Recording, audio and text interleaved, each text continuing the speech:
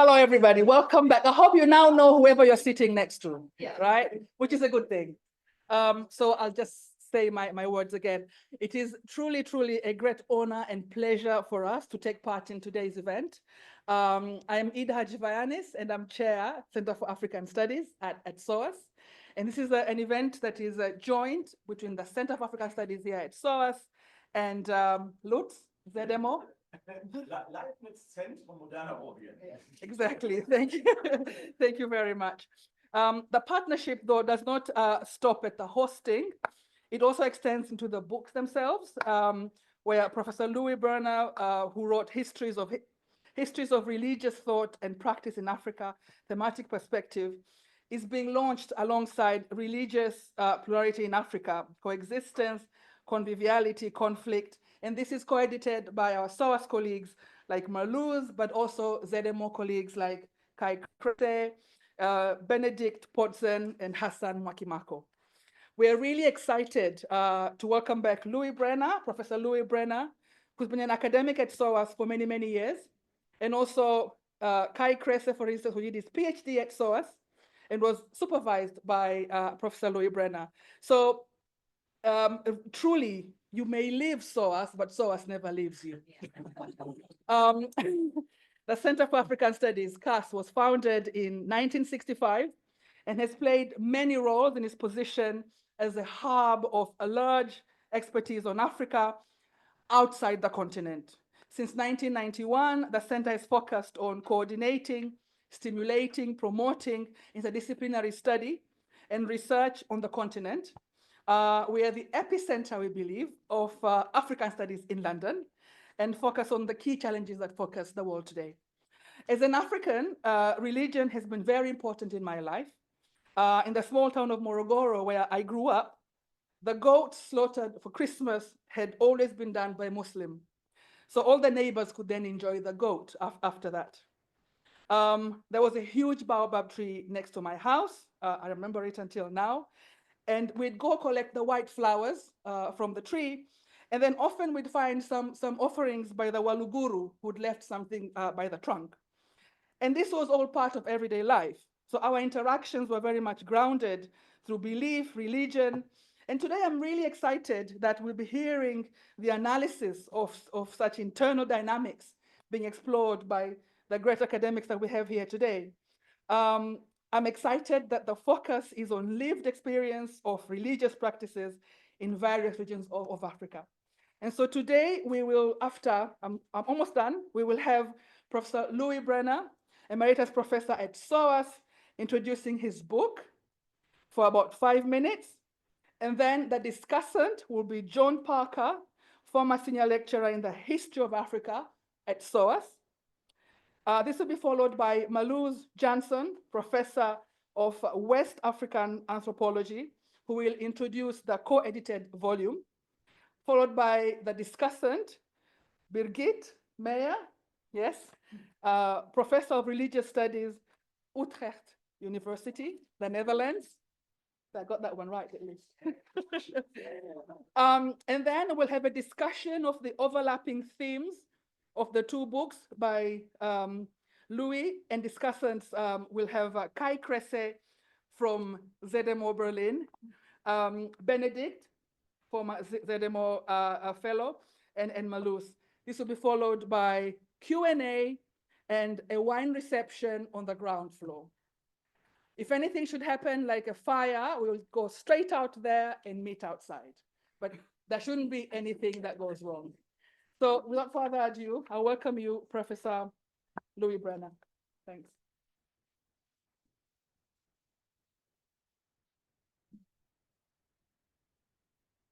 Well, thank you very much. I'm very pleased to see so many people, many old friends. And in fact, this book, there are some seats up front if you want to come forward. The origins of this book really began many years ago when I taught a course on religion in Africa, an undergraduate introductory course here. And I'm pleased to say that a few of the people who were in that course are actually sitting in this audience. couple of whom have become professors since, which gives you an idea of how long ago it was and how old I am. Being old, I'm going to read what I want to say because I probably forget otherwise. So my book is a study of selected religious traditions as complex, constantly evolving, and interacting social phenomena. The primary focus is endogenous traditions, but Christian and Muslim traditions are included. In order to analyze these traditions within the same conceptual framework, I employ the adjective religious rather than religion as an analytic concept, defined as any communication or interaction between religious practitioners and the spiritual entities and spiritual forces that they hold to exist and to affect their lives. And I also employ the phrase religious concepts rather than beliefs when discussing religious thought, except when Christians and Muslims speak of their own beliefs. The historicity and pluralism of religious traditions are analyzed with reference to detailed, specific examples drawn from all regions of the continent. For example, how religious concepts and practice varied within and moved between, for example, the Yoruba and Fon in West Africa. How conceptualizations of spiritual entities changed over time in response to social and political change in the Great Lakes region, and how sanctified objects and religious specialists were empowered by the Bakongo in the Lower Congo region. All these examples also illustrate how healing, the quest for personal and communal well-being, was a primary focus of endogenous thought and practice. The same was true of African-led churches in South Africa and the Tijaniya Sufi order in West Africa, both of which I analyze in the book. Much of their appeal arose from their offers of healing in this world and the promise of well-being in the next. In order to give you a taste of the thematic orientation of the book, I'll say a bit more about healing. Common to all traditions was the attribution of some illnesses, misfortunes, or abnormal behaviors to interventions by spiritual entities. A particular feature of endogenous thought was the diagnosis of certain personal afflictions as a call from a beneficent entity to serve them. That an ancestor or deity should call someone to their service by afflicting them is an example of the dualism or ambiguity characteristic of much endogenous thought. As one religious healer put it, what hurts you when discovered and propitiated helps you. Many who were called to religious service by an afflicting entity became its medium, acting as a channel of communication between it and the living community. Mediumship is an example of the tendency in all traditions to personalize relationships with spiritual entities. Neither Christian nor Muslim religious leaders were conceptualized as mediums, but the religious movements they founded arose from personalized relationships with spiritual entities, as, for example, the guidance Isaiah Shembe received from heavenly voices in his creation of the Nazarite Church in South Africa, and the instructions Ahmad Tijani received from the Prophet Muhammad in his founding of the Tijaniya Sufi order. Mediumship was a widespread feature of endogenous religious practice, often associated with political authority. But personalized relationships with entities were also popularized by the various initiatory healing associations that flourished across the continent, such as ZAR in Northeast Africa, Kubandwa in the Great Lakes region, and in Goma in Central and Southern Africa. The healing rituals of these associations alleviated the symptoms an individual was suffering, empowered the individual to sustain proximity to the afflicting entity and to act as its medium, and also initiated him or her into the association conducting the ritual. Initiatory healing was a transformative ritual. Some initiates received further training to become healers, a process described by John Janson with reference to Ngoma as the transformation of a sufferer into a healer. Suffering was a feature of almost all endogenous transformative rituals.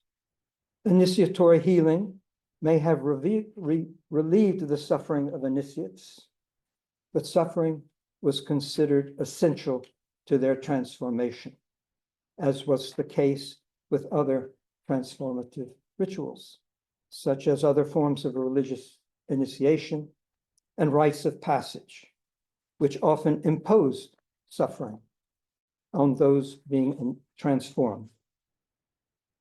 All rituals are performative, and many, though certainly not all, were animated by the performance of music, song, and dance, both as a form of religious expression by human participants and to attract the participation of spiritual entities. In all rituals, the personal experience of participants depended on how well they performed their ritual roles and embodied their ritual identities, whether, for example, the dances of new initiates during their coming out ceremony, the sacred dances of the Nazarite Church, or the collective recitation of Sufi liturgies. As Ronald Grimes stated, the body is the central concrete fact of ritual. Now, although these brief remarks do not convey the substantive content of the book, I hope I have given you a taste of the comparative and thematic analysis I adopted in writing it. And I encourage you to read it in order to enjoy the full meal. Thank you.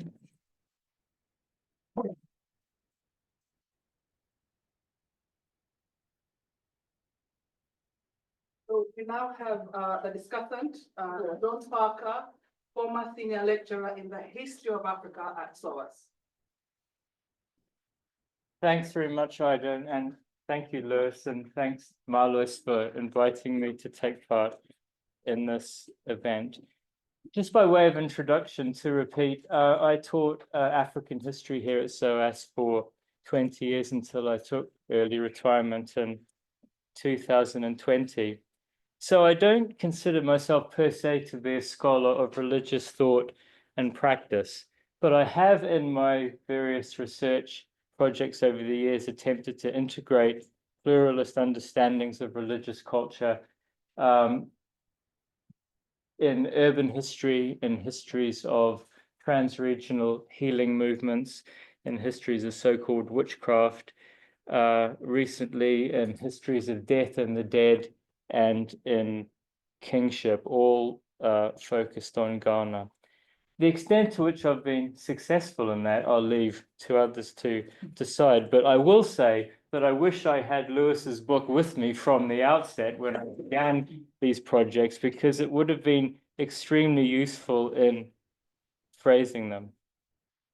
That is to say, I consider the book to be a simply outstanding piece of scholarship, fluently written, erudite, engaging, and judiciously based on an extraordinary range of what Lewis calls religious events, and I'll come back to that concept and say a bit more about it later.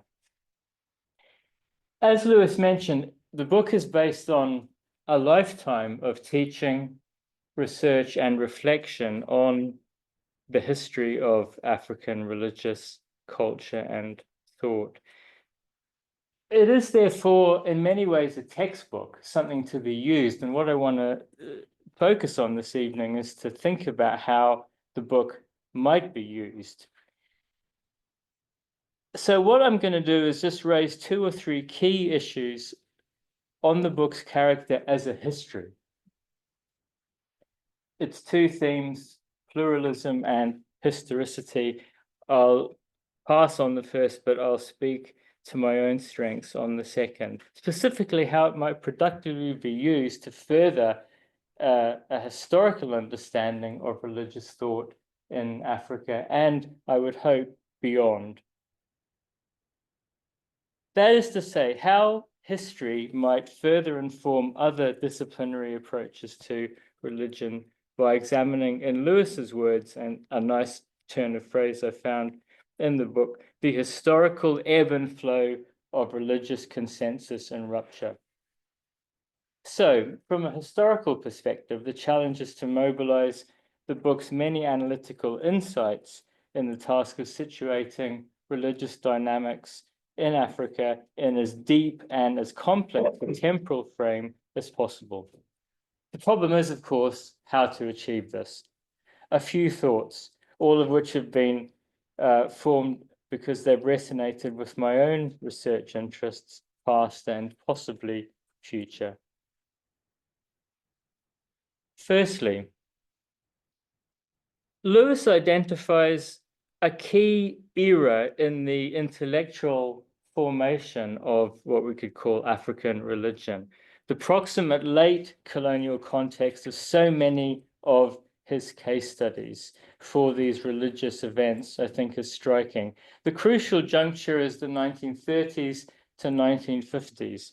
We find Maupo and Gedegbe, Griot and Ogutamele, Victor and Edith Turner on the Ndembu Ahamba, the great Maya Deren being mounted by one of her spiritual horsemen in Haiti, Hampati Ba on Chernabakar, and many others.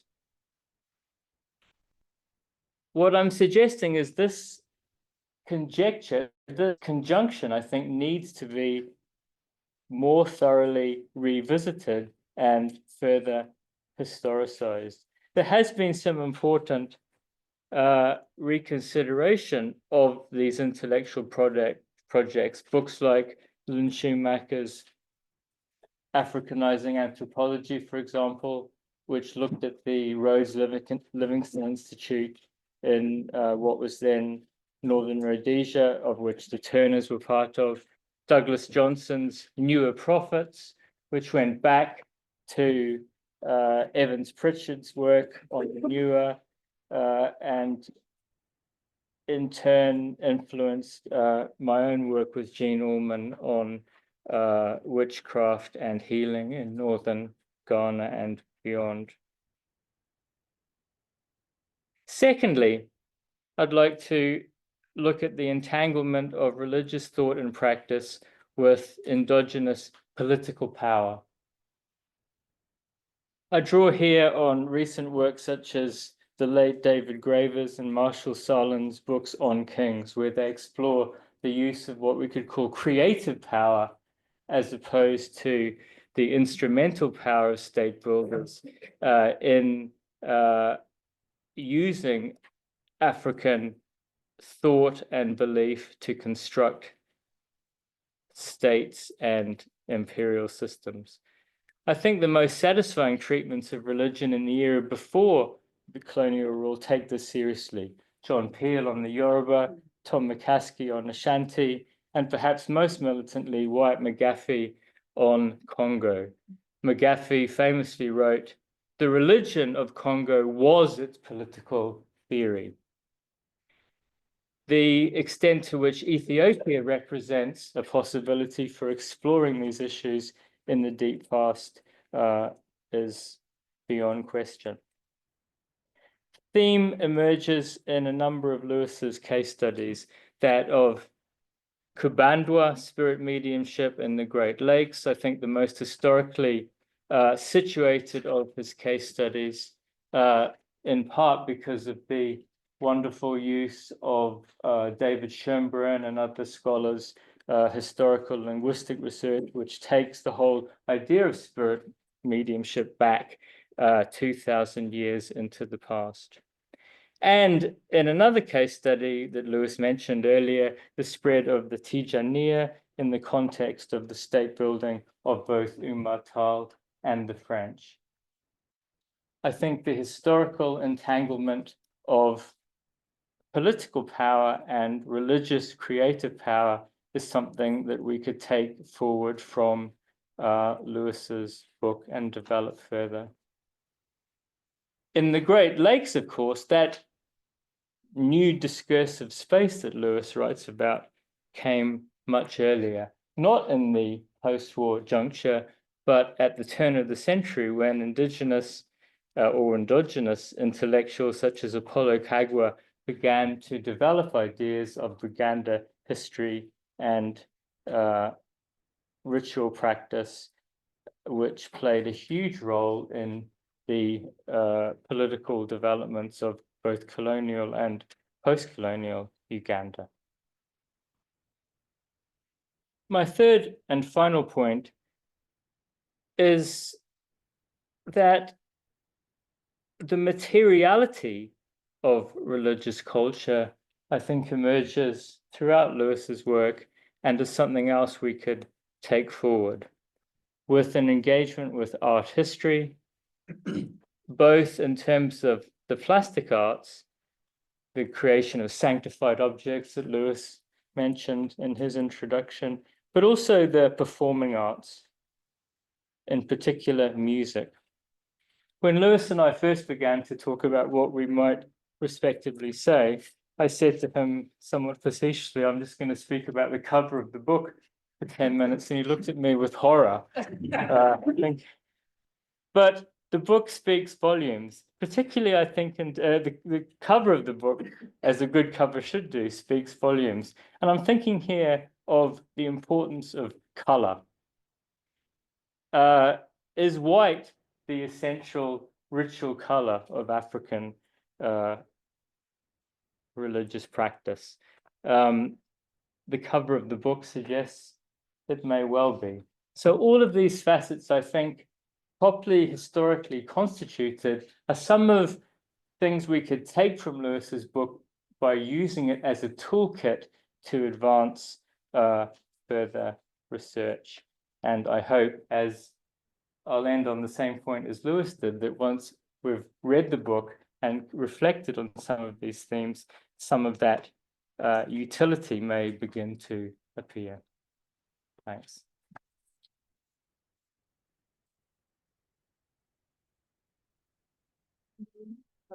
Brilliant. We now welcome Professor Marloes Janson from SOAS.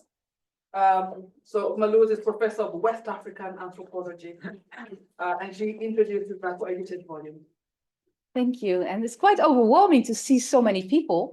And Louis, although I'm younger, I also have to read out, if you don't mind. And I also have to wear reading glasses because I've reached that age. But anyway, it's really overwhelming. It's really nice to see so many of you. So we're very grateful. And it's also quite overwhelming to sit in a platform with Louis and to have the chance to put our books into conversation. That's really special. So thank you very much. So it's a huge honor to present our volume, Religious Plurality in Africa, Coexistence, Conviviality, Conflict, co-edited by Kresse, by Benedikt Pontzen, by Hassan Mwakimako, and by me. And it's a privilege to have the book discussed by Professor Birgit Meijer, who is Professor of Religious Studies at Utrecht University in the Netherlands. And many thanks to SOAS Centre for African Studies, in particular to Ida Hadjivianis, but also to Megan Thompson at the back for organizing this event. And many thanks to the Leibniz-Zentrum Moderne Orient also for hosting the event. And also many thanks to James Currey, in particular to Jacqueline Mitchell and to Megan Millen for their editorial assistance. Now, the topic of our volume originated in the summer school Christians and Muslims in Africa towards a framework for the study of multi-religious settings. And that summer school took place in Berlin in the summer of 2016. And all of us editors and most of the contributors to our volume participated in that summer school, where Louis Brenner gave a keynote lecture. So the lively discussions we had in Berlin inspired us to compile this volume. Still, it took many years for the book to actually finalize because each of us has been involved in multiple other research and book projects. But we are very glad that the book finally came out last year. And we hope that it will inspire similar lively discussions as we had in Berlin. Now, Religious Plurality in Africa is a book about the internal dynamics of and interactions among Muslim, Christian, and African religious traditions in sub-Saharan Africa. And in many African countries, Muslims, Christians, practitioners of African religious traditions live in shared settings, and they interact with and define themselves in relation to one another. Nevertheless, studies of Islam, Christianity, and African religious traditions still exist largely separately. And our book, therefore, adopts a relational approach to map the complex entanglements between Islam, Christianity, and African religious traditions in Africa's plural religious settings. And we use religious plurality to refer to the coexistence of diverse religious traditions in a common space and to the multiple relations that unfold in this space as different religious actors live with one another. Now, our volume aims to develop concepts and methods for the study of religious plurality in, but also beyond sub-Saharan Africa. And another objective of the book is to get away from this problematic trope of African traditional religion, a label that homogenizes and essentializes a multitude of different religious traditions on the continent. And we will come back to that, hopefully, in a discussion. Our volume is composed of 8 chapters, provided by an international team of authors who present vivid case studies which are situated in West, East, and Southern Africa. And the beautiful cover picture was taken by the award-winning photographer Akintunde Akinleye, and I believe he's online. He will be attending online. And I think this cover picture really visualizes what the book is about, right? So the book opens with a foreword by Birgit Meyer, who will be our discussant in a moment. The introduction, written by me, Kai Kresse, Benedikt Pontzen, develops a conceptual framework for the study of religious plurality in sub-Saharan Africa. Chapter 1, which is then written by Kai Kresse, sitting over there, analyzes how internal comparison within religious plurality matters to the self-making of the Muslim community on the Kenyan coast. Chapter 2 by Devaka Premawardana illustrates how for the Makua people in northern Mozambique, religious crossovers from one religion to another are not an exception, but rather the norm.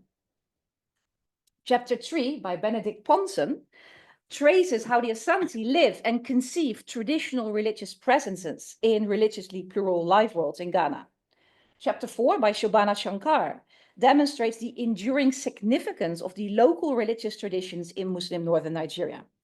Chapter 5, written by Musa Ibrahim, discusses Muslim-Christian intermarriages and the controversies in the Nigerian city of Kano. Chapter 6 by Erik Meinema studies popular music as a space and a medium to negotiate interreligious encounters in Kenya. Chapter 7, Hannah Nieber, examines how Islamic medicine in Zanzibar prompts religious crossings and engenders interreligious encounters. Chapter 8, written by Kojo Senna, investigates the ambivalent perceptions and consultations of Islamic healers by non-Muslims in Ghana. And then the volume closes with an afterword by Ebenezer Obadare. And I think together, the chapters present empirically grounded arguments built on ethnography and historical sources that illustrate what we gain from studying Islam, Christianity, and African religious traditions in plural religious settings within one analytical framework. Now, when I started conducting ethnographic research in Southwest Nigeria, I was very much intrigued by the pluriform religious movements that I encountered on an almost daily basis. So movements about which I have published in another book, Crossing Religious Boundaries, and allow me some self-promotion, because that book came out during the COVID-19 pandemic and was therefore never officially launched. So, but these movements also make me feel uneasy, because being raised in a Western tradition that perceives religious traditions as mutually exclusive, and being trained in a discipline, in my case, anthropology, that expected me to focus on one specific religious tradition early on in my training, I found it somewhat difficult to make sense of these pluriform religious movements. So with our book, we hope to provide our readers a toolkit to analyze mutual influences between divergent religious traditions, that moves away from conventional understandings of interreligious encounters in terms of either religious conflict or interfaith dialogue, and focus instead on modes of coexistence and conviviality. Now, complementing the typical image of Africa being torn by religious violence and clashes, the case studies in our book illustrate that religious rivalry is just one aspect of Christian-Muslim manifold relations. There's plenty of religious difference in Africa, but also beyond. But difference does not automatically lead into violence or polarization. Religious divergence could as well be the ground for a range of modes of borrowing, mixing, mutual appropriation. And to me, that realization has been an eye-opener, and I hope to our readers as well. And we really hope that you're going to read our books. And we know that academic books are ridiculously expensive, but there is a flyer over there for the 2 books with a code so that you can get a price reduction. So thank you very much. I'm now going to hand over to Birgit Meyer, and then we will have a discussion among ourselves, and then we open it up to the wider audience. But thank you very much, and don't forget to take a flyer.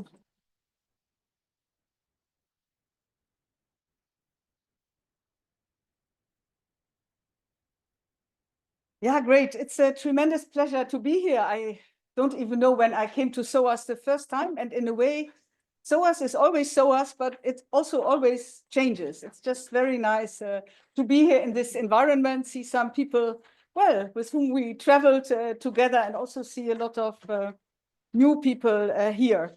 I found it very exciting to speak at this book launch of 2 books, because indeed both books do have a common point in the past, as already mentioned by Marloes. And while I have been asked to speak about the second book, I first want to state briefly how I see their connection.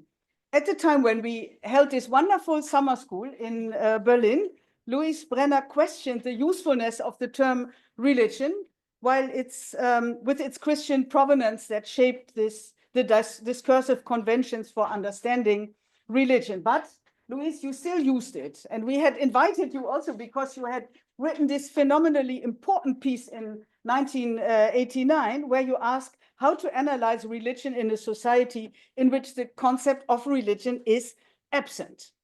The problem, of course, identified by Louis was that thought and practices related to spiritual entities in the Christian, Islamic, and indigenous spectrum are difficult to analyze adequately due to a kind of Christian epistemological and normative bias that slipped into the ways in which we confront and analyze religion. Religion as a concept, of course, was taken to Africa, and while it did have a kind of super career there, it should not be naturalized. Rather, the ways in which it is used and claimed should be researched.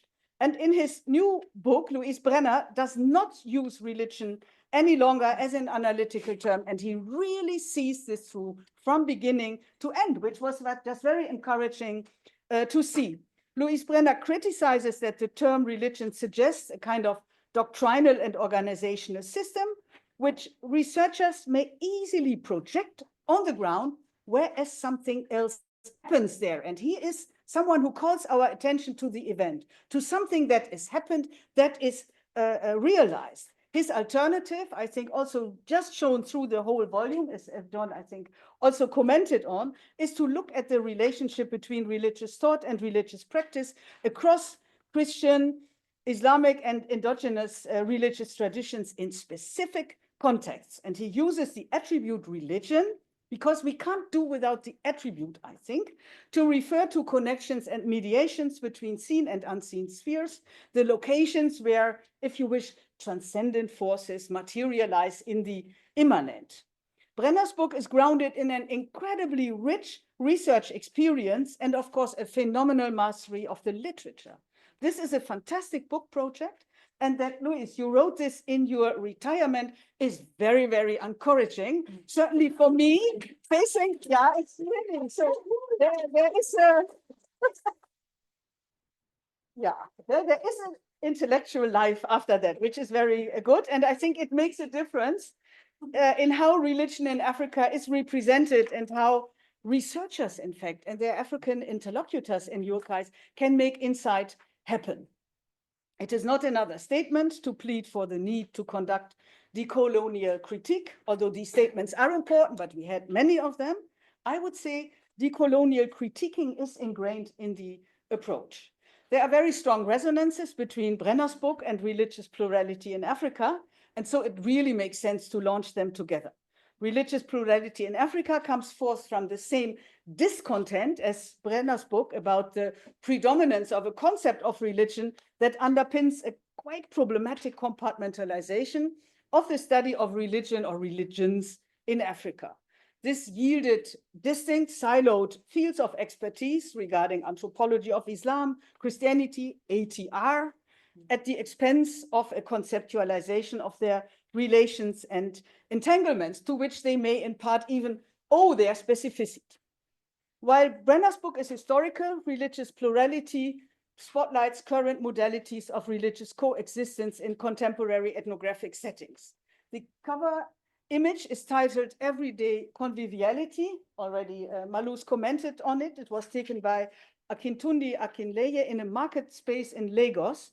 And I think the image is there to convey to potential readers, so to you, that this volume looks at people with different religious convictions displayed via their bodies, engaging with each other. And here this happens with a smile. Important, it resonates very much with a saying by Rabiatu Ama, professor at the University of Ghana, about a saying that is known, that circulates in the multi-religious neighborhood of Medina, Accra, and that is, fitna is asleep until you wake it up. And in a way, I'm co-chairing a research project in Medina. What we see is that people do their best on an everyday level to somehow let fitna sleep. It is a kind of coexistence in pianissimo that is not so easily found. You really need to get the antenna for it. Religious Plurality in Africa takes us away from the focus on religious conflict and, at its flip side, interreligious dialogue. Both foci involve an idea of preformed blocks that may clash with or talk to each other. Devaka Premavardhana calls this methodological religionism. Instead, the volume advocates a shift focus from Christianity, Islam, and endogenous or African religious traditions towards the dynamics of plural religious fields. And the 8 chapters look at these dynamics from multiple vantage points. I can't summarize them here, but I instead want to highlight why and how the concept of plurality may operate as a kind of game changer in our research. For plurality is more than the sum of its parts. Of course, the management of religious plurality is subject to state policy, regulations, and laws that set the course for how religions become and are allowed to become manifest in society. The study of such processes largely occurs on a level of analysis that examines how distinct religious traditions are positioned in a political order. And this is certainly important, but this level of analysis is not sufficient to understand how plurality is lived and how encounters occur. In order to do so, it is necessary to explore in detail what happens between adherents of different religions, and this is what the contributors to the book do. This leads their inquiries right into the messy margins of religious traditions, where mixing with and copying from each other occur alongside distancing and rejection, and where boundaries may be drawn but also transgressed. And this shows that plurality is not to be seen in terms of a homogenized plurality of equivalent groups, but as a historically constituted heterogeneous configuration situated in specific power relations. And this comes, of course, to the fore very strongly, as the volume shows, when thinking through the issue of so-called ATR, long misrepresented and despised, of course, through idolatry and sheer charges and so on, and in order to gain respectability, tending to recur to an initially foreign concept of religion to situate itself. And many articles problematize this. I, in fact, wonder whether a name change, either African religious traditions or Louis Brenner's endogenous traditions, offer a solution. Pragmatism here seems to be most appropriate. Yet this means, I would say, to stay with the trouble of translation and the pitfalls and potentials of comparison, something pointed out at length by Kai Kresse, aware of the hegemonies that come with Western concepts and epistemologies that need to be spotted and named and yet unhinged, as this volume shows. I think there is a great idea unfolded by Benedikt Pontzen, who suggests to see African religious traditions as forms of life with their own theories. And I think this is a great starting point. And here I see a very strong resonance between Louis Brenner's approach and your suggestion, Benedikt. Conceptually, the position taken for research on plurality can perhaps best be described as an interstice, in the sense of an in-between space, or what Simmel called a Zwischenraum, which is the space in which people relate to each other. It is a shared and divided space rife with challenges, opportunities, and tensions. The interstice, I would think, forms a privileged focus for social cultural analysis that allows us to explore how relations between adherents of multiple religious traditions happen, how fixities and identities occur, are frozen, and get unhinged. The volume shows in an impressive manner how attention for interstices as spaces for encounters that are always in motion saves us from sliding into an essentializing view on religious traditions as blocks that reproduce themselves from their own resources. The interstice is a figure of thought that moves our inquiries to the level of lived religious plurality, studied from the angle of relationality, entanglement, and multiplicity. Taking this approach, as the volume shows, brings forward multiple practices of relating, including but also leading beyond dialogue and conflict. Importantly, we are introduced to practices of relating, of making comparisons and translating, situating oneself vis-à-vis others, borrowing, determining incommensurabilities and possibilities to engage, which put much emphasis on, to put Michael Lambeck, both and rather than either or. Overall, the volume shows that people may be less bound to the religious traditions to which they belong. There is much more mobility than one may assume, which is also internalized, recognizing even the presence of others as a potential within oneself. Much more, of course, could be said and must be said about this volume, but for now, I hope to have made you crave, in a way, to read the volume. That's, of course, our concern here. For me, the volume offers an example for how to decolonize knowledge about religion via grounded research. The contributors delve into plural environments not to apply already set concepts, but as spaces from which to learn. And this learning, of course, does not only happen on the level of scholarship. I think the volume also conveys something which is important more broadly, beyond African studies. The volume offers an important case, often for coexistence, as a competence to be learned and embodied, a recognition of an availability of multiple options.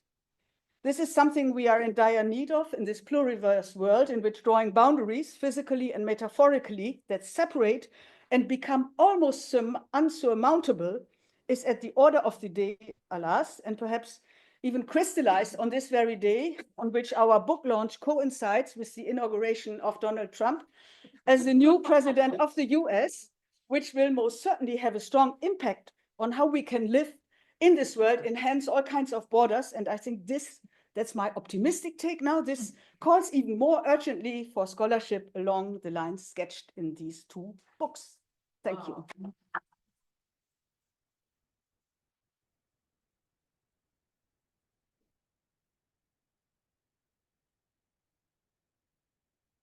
Okay. So we're now going to have a discussion of overlapping themes of the two books by Louis, the previous discussants, and so this is on my phone. Kresse, professor of social and cultural anthropology at the Free University Berlin and vice director for research at ZMO, and Benedikt Pontzen, former ZMO fellow. So we need to move the screen, the video, so that you guys can see. Otherwise, you have to come and squeeze in. Oh.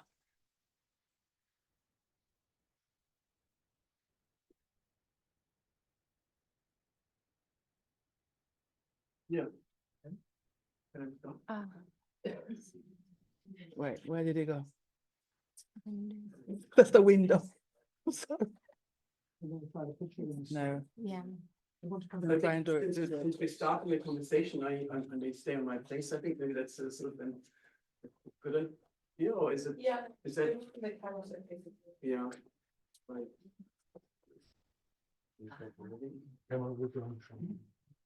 There we go. How do we zoom out? I think, Marloes, if you can come and sit here. Sorry. So that you can be on camera. But also cut out. Perfect. Perfect. Okay.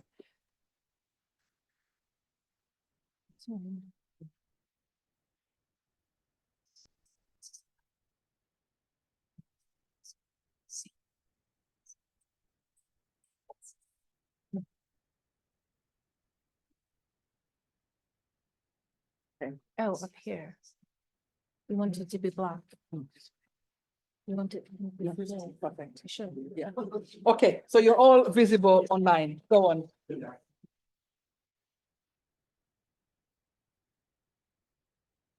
Dear Louis, dear all, it's really a great pleasure to be here and an honor to be discussing our books in relation to each other. And so my task is just to flag up a few things of overlapping themes, which we might then go into discussion further. And maybe up front, I think there's some terms that might have come up already, sort of process, performance, and practice as terms illustrating sort of the dynamics of vivid, changing dynamics of religious life as you try to capture it, and also the ethnographers and historians of our volume try to capture it, and the relational or the relational dynamics of the ways in which human beings relate to each other, but also in which they use sort of spiritual media or spiritual sphere and different functions and roles in order to find order and orientation or relate to each other in the world through reference to the religions, as you say.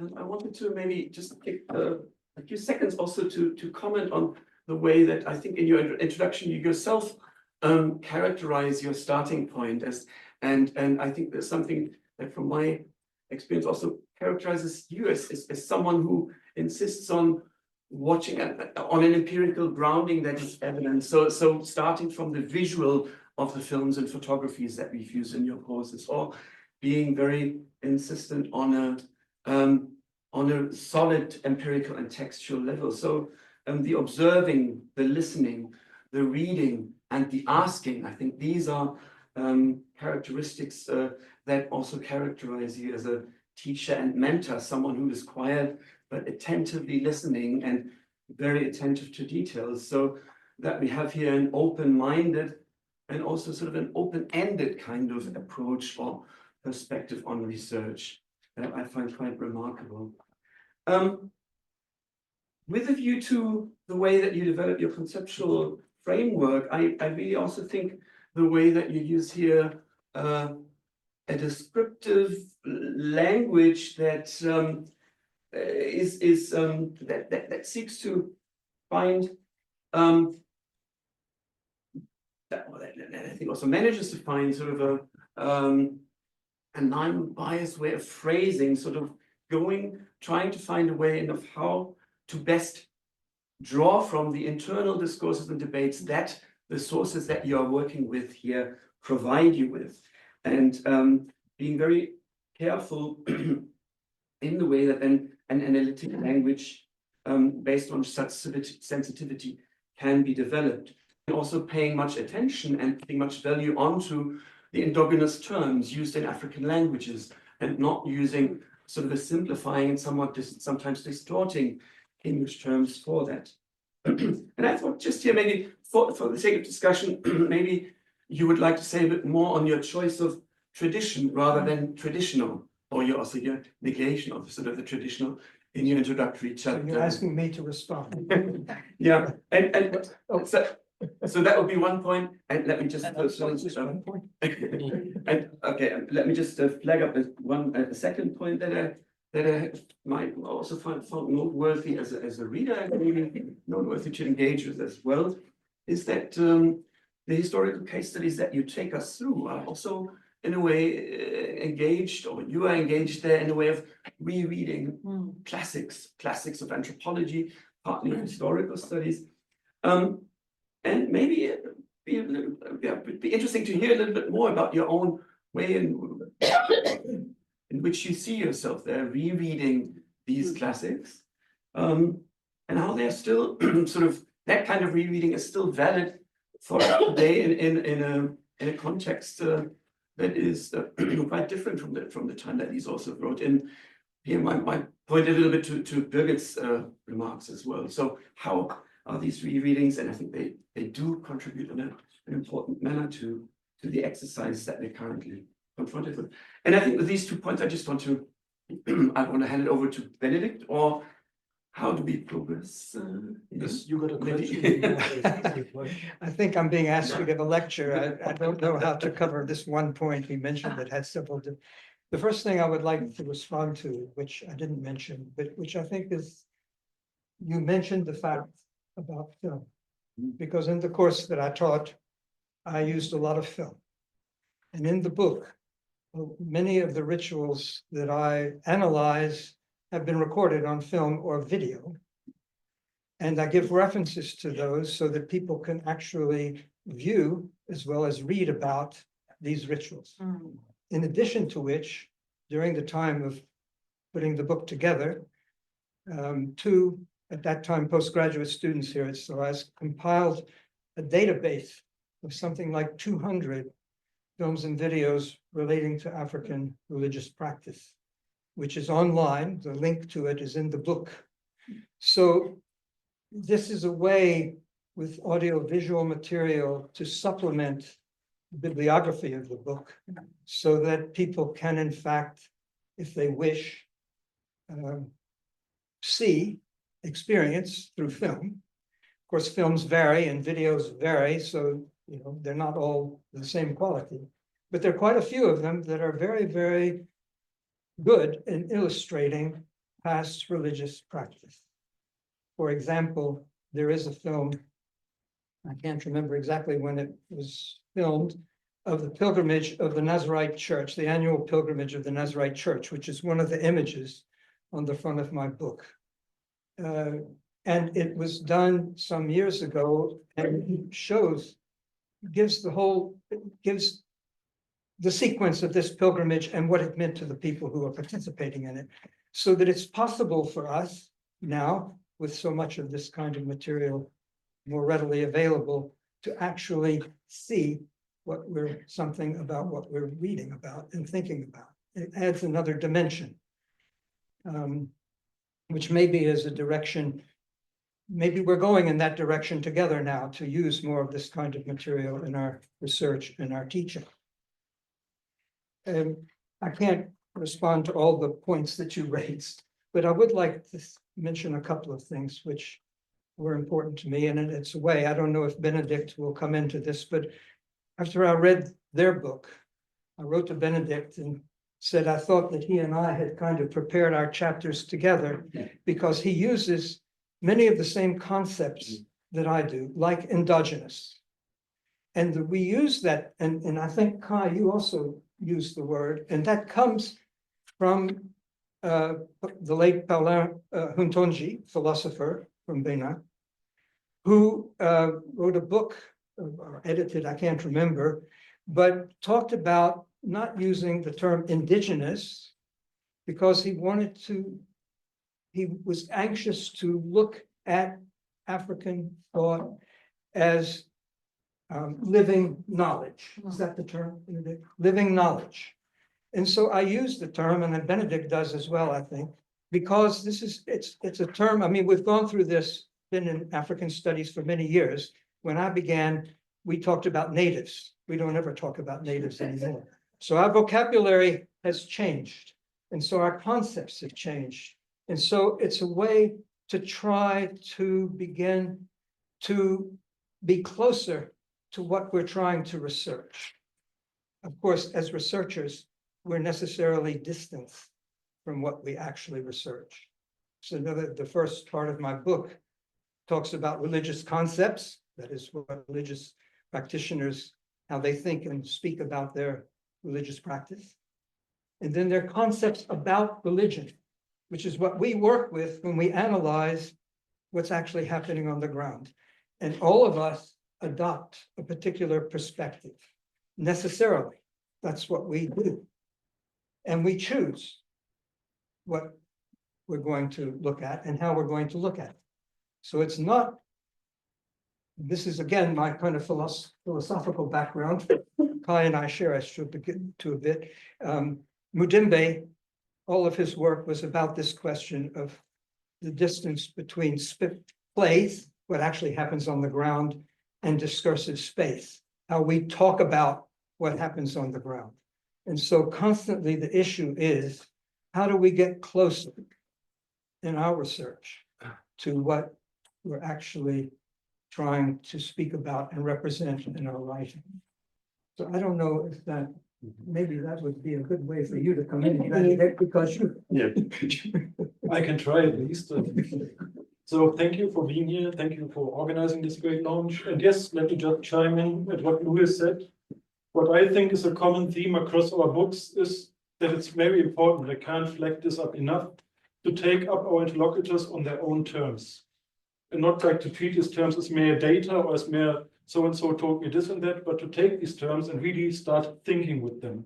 And this changes a lot of things. I will give you I will try to give you a demonstration in a few seconds. But let me just come back to something that Louis does more in his book also. It's not only important to take our interlocutors up on their own terms and our sources, but also to reflect upon how do we know about their terms, who has actually done research on these terms, and what kind of settings, context, how have they interpreted what they have come across, and how we interpret that what they have interpreted. So it's a never-ending circle, and I think this is good. I don't think that these interpretive circles lead nowhere, but they lead to mutual understandings and loops that don't lead nowhere or just circle on themselves, but open up our conceptual apparatuses and enable translations and understandings. And let me now come back to one example which I would like to give based on my own research. How to take our interlocutors up on their own terms. A term that I would like to address here is abosom. Abosom is a term which I normally translate as deities. Now we'll come back to that too. So abosom is at some degree and used as a designation of the entities where that quote unquote traditional shrines and traditional religious actors are all about. These abosoms normally have names, persona, histories, biographies, characteristica, and they possess people and then appear in possession and perform in possession themselves. So these are people, not people, are they people or not, it's up for debate, but these are entities with a biography, histories, whatever. And we need to describe that, and also like in the field, I was able to converse with them. And how do I translate that into ethnography? I as ethnographer reporting on, so this leads into difficulties, really big difficulties, because ethnography normally is about me as a researcher talking with deities, but not me about writing about what the deity told me. So it's what do other religious practitioners in Ghana do with the abosom? And I will get back to myself in the end. Let's start with Muslims first. I did research on Islam, lived Islam in Ghana. Normally they translate and treat the abosom as jinn. Jinn in Islamic tradition are spiritual entities created by God, and they roam the world and paradise and the heavens and whatever and do whatever. But they are not, and here comes my perspective, and again, they are not deities, they are jinn. And are jinn spirits or not, from a traditional perspective, it's unacceptable to call them only spirits, because spirits is a lower category than abosom. But jinn is also like, when you go to the shrines there, what are jinns? It's like, these are abosom. So there's an Islamic translation of the abosom as jinn, and how to treat jinn? Well, as long as they don't harass you, they're part of the world, don't mind them too much, don't interact with them. That's important, because otherwise you would be joining them in worship with Allah, which is shirk, etc., etc. But what to do with them if they possess you?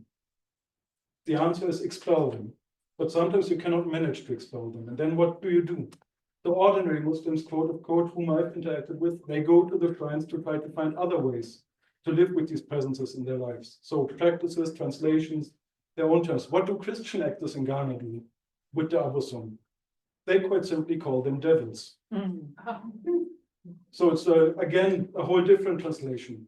They're obviously not deities, because you cannot join deities to God. They are not jinn, because jinn is more or less a neutral category. They are devils, because that's what the Africans have done since times immemorial. That's what the Africans need to get rid of to finally embrace Jesus Christ. And that's local Christian discourses too, in the churches, in their sermons. They call them devils. And what do you do with devils in the Christian tradition? You oust them, you expel them, you exorcise them.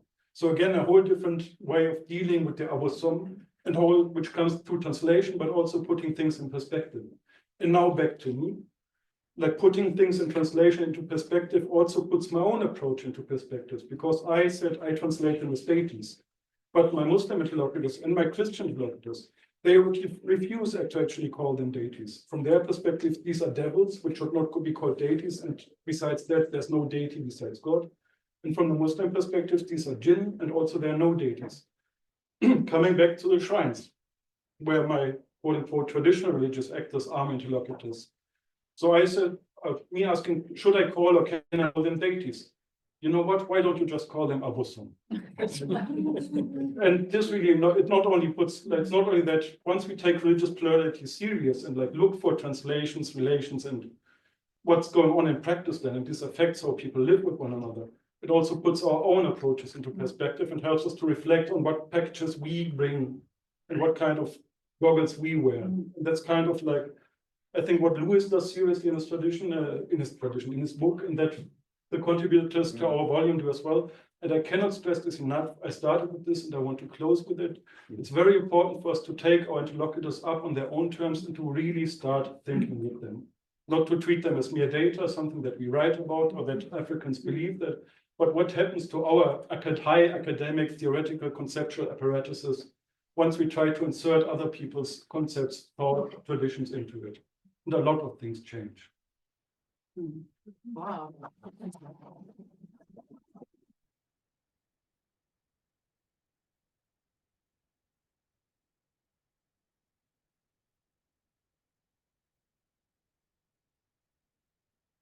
So we are open for questions.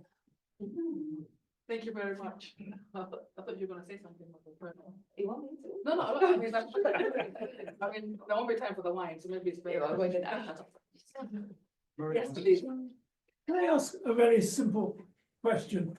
These days, where bandits are ripe in the farmsteads where I am still in daily contact with, the key theme is how to please Allah. And I'm interested in the words that people use of how to please these spirits, particularly by women who, of course, don't verbalize them. Their lips move, but you have to ask them what they're saying. So there's two questions. One is related to what extent would perhaps John Parker and the rest see the response to colonialism, as it was, I think, in northern Nigeria, was to please Allah. And we had in the early 1980s, in the 1900s to 1920, an explosion of religiosity that wasn't actually there in the 1880s and 1890s. So my questions relate to how do you express pleasing Allah in all varying forms, but what are the words that, say, women use, which you often, certainly me as a man, would not necessarily hear. I've virtually never seen a woman pray. I mean, though I lived inside houses, and I wondered then the women's dimension of pleasing Allah in over the time and distance and space that you done your work in. Okay, we can probably take 3 questions so that it's easier to manage. Any other question? Yes. So I just have a question for the time. You speak well. Okay. Yeah. Speak up so they can. For Benedikt. For me? Yeah. Yeah. Good. Sorry. Close.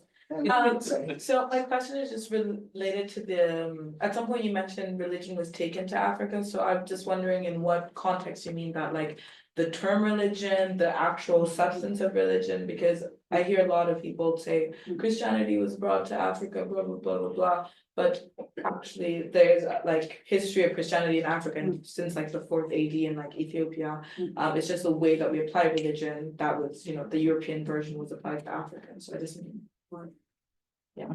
Thank you. A 3rd question? No, you're all very happy.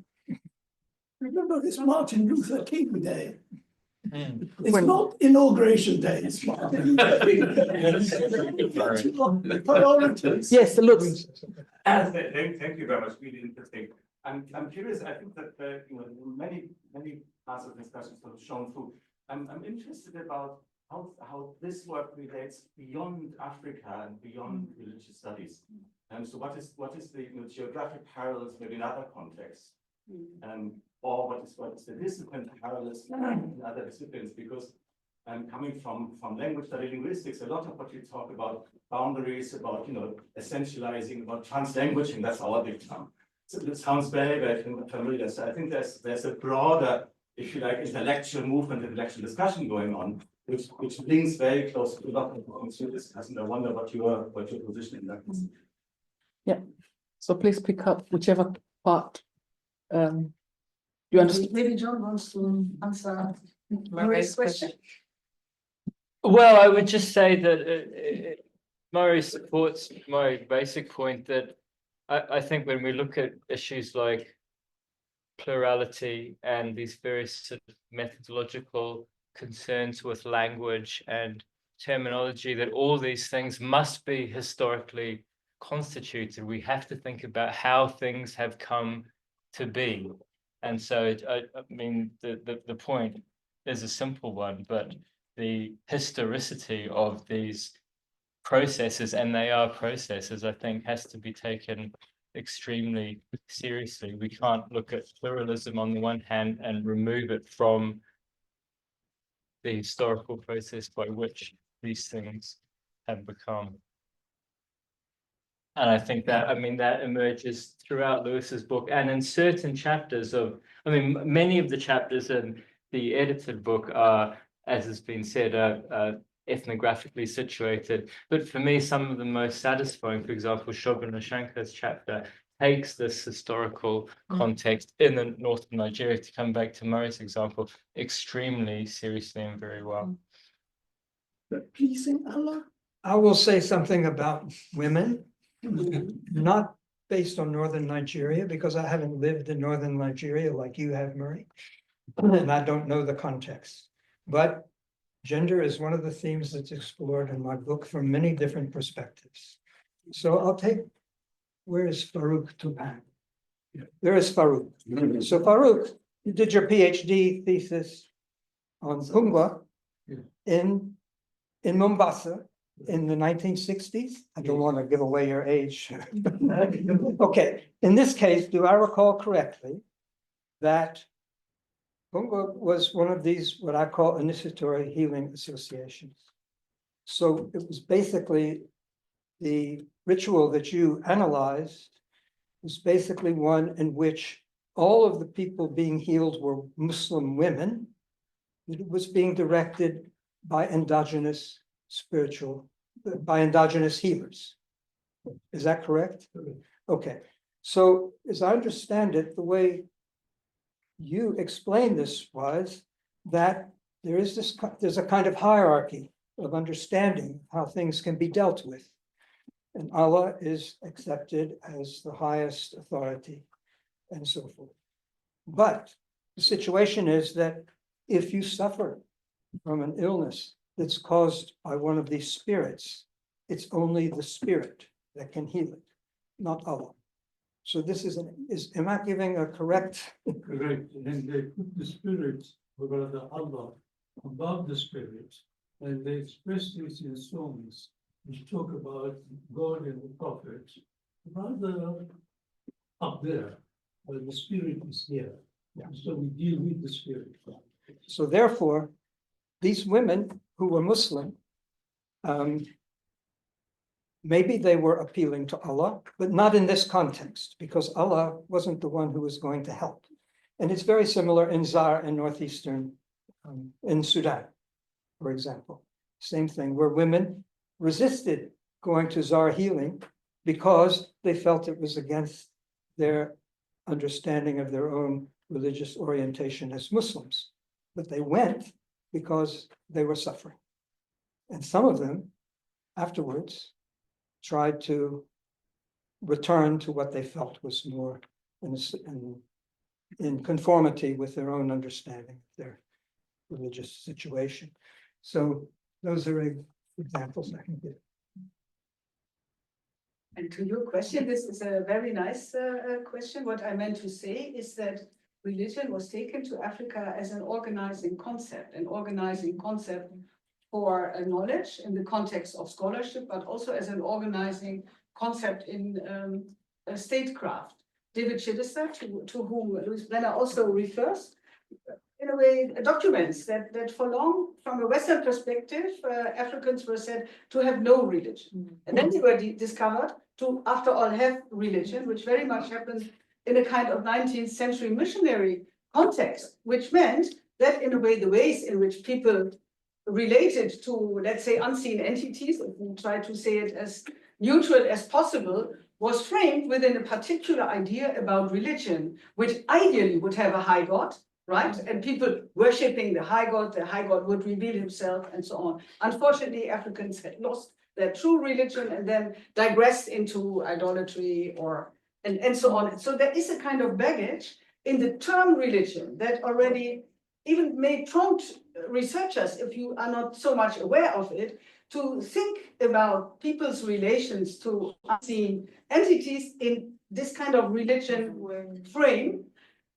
This has happened a lot, and it means that somehow religion almost becomes naturalized in Africa.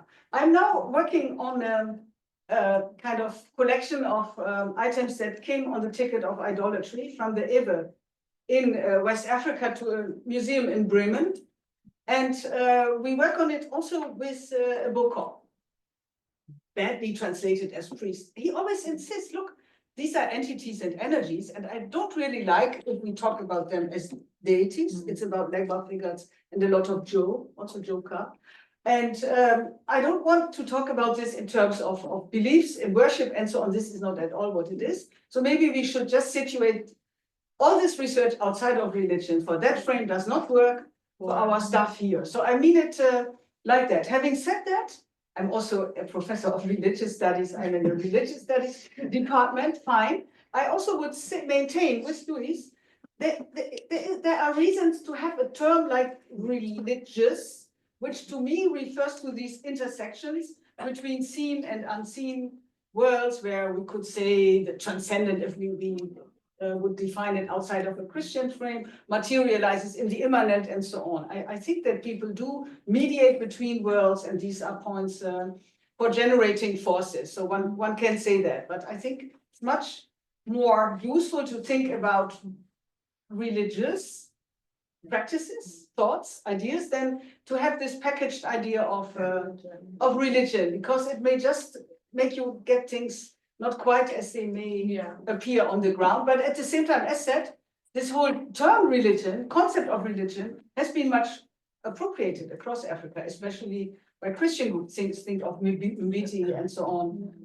Africans as incurably religious, oh yay, but then placed in contrast to a more and more secular world, which almost makes people look again inferior due to the religiosity. I find that a very problematic discourse, and I want to stay as far away as possible from that. Religious as an attribute is, to me, a discourse to somehow address how people deal with certain forces.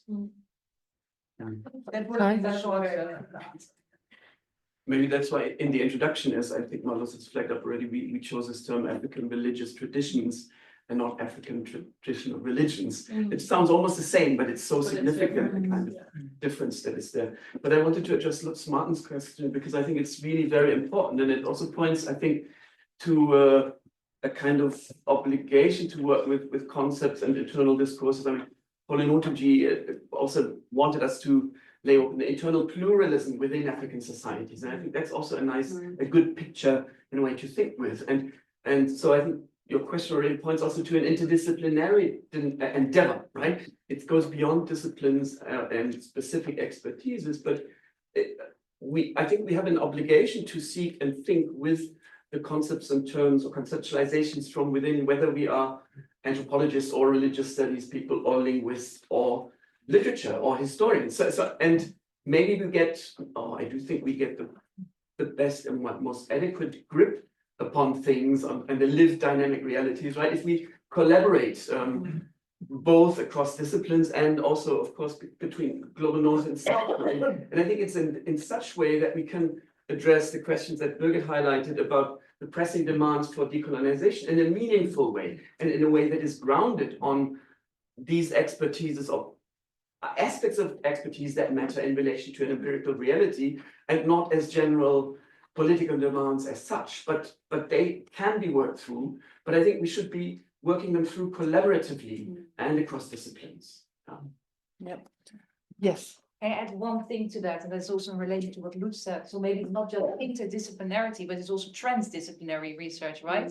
So how can we then move beyond? And I think that transdisciplinary approach is important. So our starting point was really, what do we learn from, how do we go beyond the tendency that one scholar studies Christianity, another Islam, and a third one African religious traditions. But what do we learn from looking at these traditions in conversation, in interaction within one analytical framework? But to answer to your question, of course, this framework has wider applicability outside of sub-Saharan Africa. And maybe it's high time to also look at other religious traditions. For example, in Ghana, there's a lot of intermixing between so-called African religious traditions and Hinduism, for example. In Nigeria, I came across a guru who mixes all the different religious traditions in one. So I think it's high time to look at different intersections of these kinds of religious traditions beyond sub-Saharan Africa. Think about South Asia, where this kind of plurality is also embedded in the social, in a multi-faith setting, right? And also other settings. And it's also high time to look at other religious traditions than Islam, Christianity, and African religious traditions. Thank you very much. There's a question online and a comment. So, and then I think we'll stop maybe in like 5 minutes. Yes. So the question is, can we hear more about the distinction between indigenous and endogenous?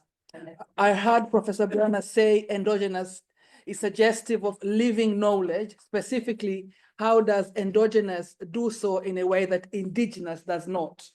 And the second one is, these are excellent books from Emma Wildwood, and she's already using it in her teaching.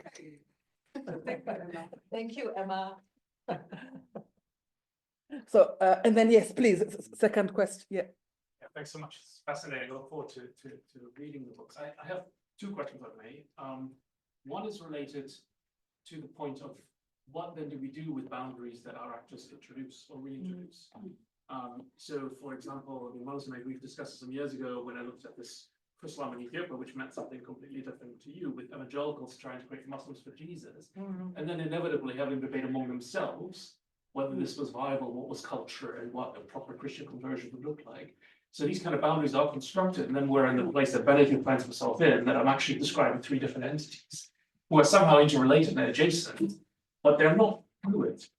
They're, they're sort of put in their own boxes. And of course, in this particular Islam example, this was a global conversation, and this is related to my second question. A PhD student of mine just finished a brilliant thesis on the global conversation. This which brings back to something that you brought out in your brilliant article a couple of years back, that actually this entanglement of European concepts and African concepts always is with us. and also plays a huge role. So in the sort of reevaluating of Yoruba traditional religion among Pentecostals today, for example, sort of diasporic conversations about identity play a huge role. Or what would the conversation of European fetishism would have been without any sort of engagement with Africa? It would have been a completely different conversation about religion. So how do we make sure we keep that in the frame and not sort of, again, exoticize Africa as the place where things are different? Well, can I just quickly say, I think that's a very important caveat, because we do need to be careful not to throw out the terminological baby with the bathwater, because there are countervailing factors here. And the clearest one is the notion that the Orisha religion is a world religion. And that's a very active global sort of movement amongst people of Yoruba heritage, particularly in the diaspora, to very definitively say that the Orisha faith is like Christianity, like the Abrahamic faith. It is a religion per se. So there are historically constituted movements that go against the grain of some of these anxieties and concerns about methodology that we need. I think comes back to your question very carefully. We need to keep those in mind too. Yeah, I could you know, because you're speaking to that question, I could address the other question. Maybe then, for me, of course, boundaries are made all the time, but I think we can better study them if we don't assume them. So, and I think a position that takes in a way as a starting point an interest is, that takes into account processes of entangledness and connections, is a better place epistemologically, but even methodologically, to see how boundaries are made and maintained. And of course, I think always boundary making, fixities, and it occurs together. I would only argue against the assumption, the naturalization of certain boundaries. And I think that is also what happens in the book. So it's not, even here in this image, you recognize a person who is probably somehow attracted to a charismatic line, probably, maybe not, but it's a suggestion, and she's a Muslim woman. So in a way, there are, of course, identities displayed, and one would acknowledge that. Still, what happens in between, the exchange of something bought for money and so on, is something that may deserve much more attention than previous research that would focus more on either group and see how that is maintained. So that is what I would say for that. And the second point, yeah, it's incredibly important to not say, oh, we now go to everything just has local names. We need to translate. So I very much like the point you make, but I do not understand it as, and now we will only have Abu Thom here, and then maybe we have Legba or Tron from an world and whatever. We, of course, always need to develop ways to talk, but we should not impose a particular way of talking about this huge realm of the entities with which people live. And for me, in a way, decolonizing religious studies means to be open for that. I'm at this moment much taken by Bashir Agnes' book on language, from language to language, where he pleads to allow for hospitality within a language for something from elsewhere. And I think that is very important. But of course, we need, if we want to somehow understand and communicate in this pluriverse world, we need to develop a language, but it need not and should not be straightforward Anglophone, Oxford style English. It should be something much more, perhaps pidgin in certain ways, and allowing these kind of hospitalities. So that's what I would work towards.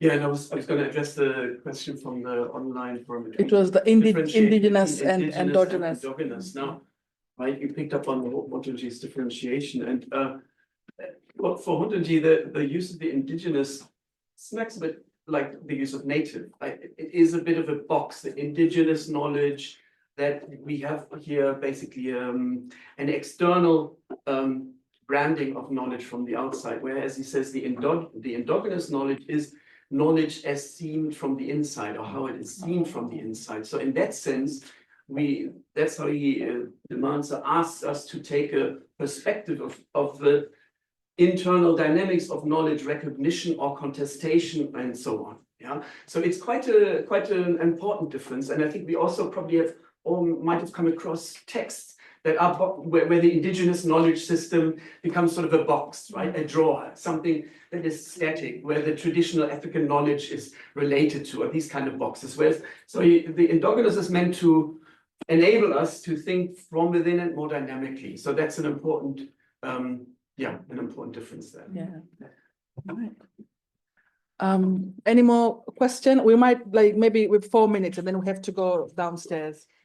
If nothing, just to say thank you. Maybe just a short reminder to the question asked by Jörg. So as stated by Michael Lambic in his way too short elaboration on this concept of both and, logically both and includes either or. So if we want to study both and, this goes along with studying demarcations, boundaries and differences. But it's like, as Birgit already said, we should neither assume them from the start nor stick with them, but also look at the multiple relations and other modes of coexistence that are going on. And also relating to Jörg, if I'm allowed. So I think we shouldn't forget that pluralization and fundamentalization often go hand in hand, right? And sometimes it's the same processes happening in the same country. So we shouldn't, so we are not trying to ignore boundaries or differences. We're just claiming that these don't necessarily lead into polarization or weaponization. All right. Well, please stay. Thank you very much, everybody, for coming. Thank you very much, Megan, for all the hard work. And before we go, you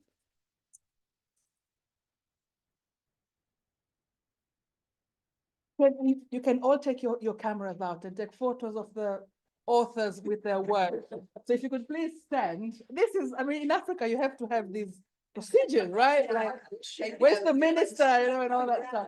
So, no, please, I mean, please stand up. Let's take a photo of you and your book. You may come and have your book signed, and then let's go downstairs, ground floor for an event. It is your book here, Louis.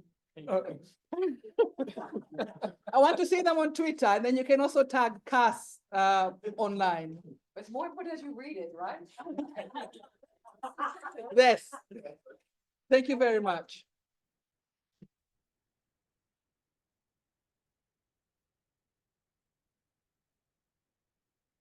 Oh, thank you. Yeah. So